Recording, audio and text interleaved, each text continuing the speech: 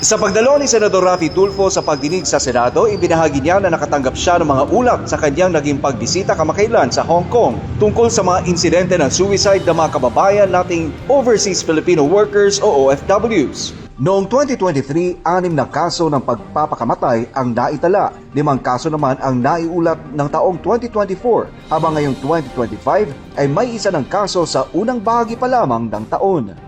Nung nasa Hong Kong ako, naglalakad ako sa isang kalye and kinausap ko ng isang OFW at sabi niya, "Sir, na concern na, kaalarma na, palaging may nagpapakamatay na OFW dito sa Hong Kong." Sabi ko, anong dahilan? Dahil daw sa money problem.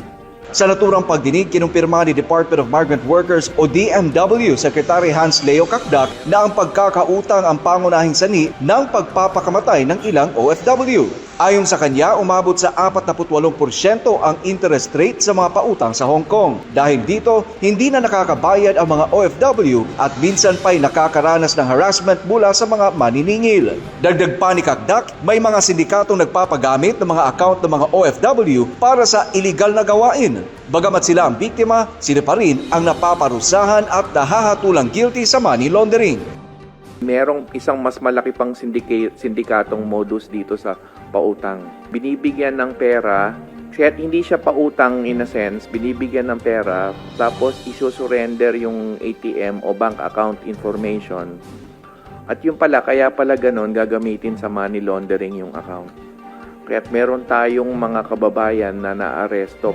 Para matulungan ang mga OFW na dumaranas ng matinding mental distress, meron ng helpline na maaaring tawagan, 1348, kung saan may mga psychologist na handang tumugon at umalalay.